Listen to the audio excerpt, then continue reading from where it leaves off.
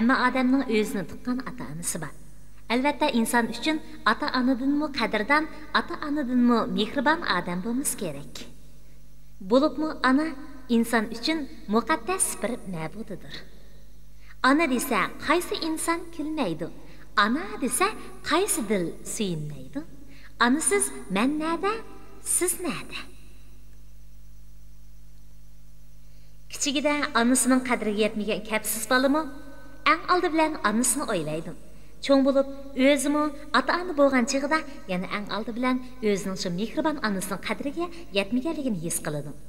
Albatta, bu bir haqiqat.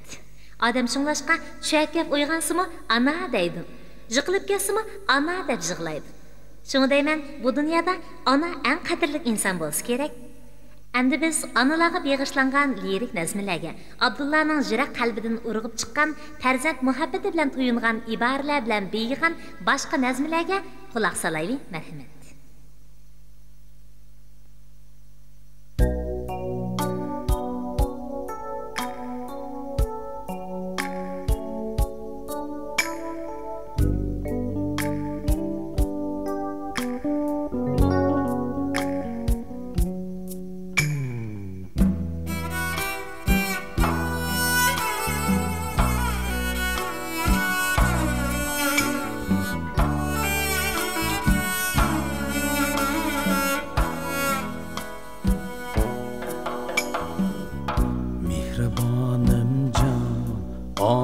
Anam din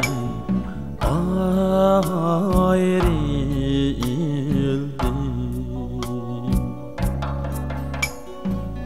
Kıblegahim asivan din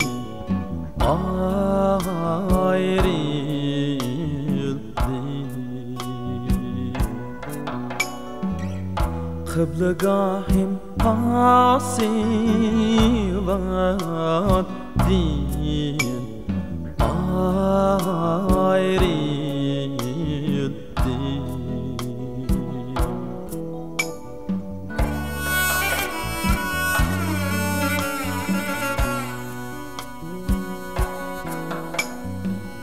Men berip toprak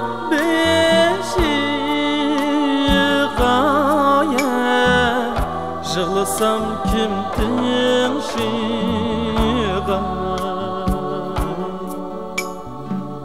Men berip toprak beşiğe Jığlasam kim tinşiğe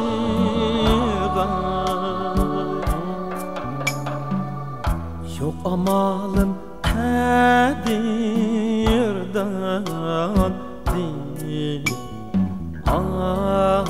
ayrıldı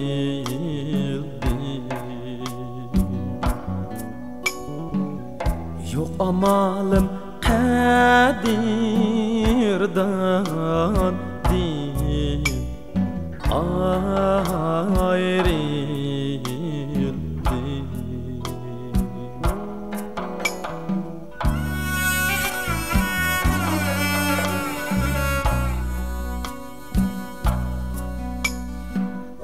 Allah bergin hemmemiz nine imanı insafini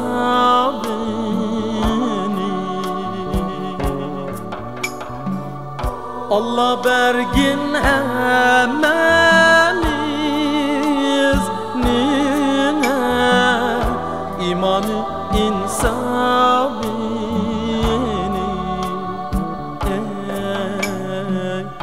Mihribanım akilan din ayrıldı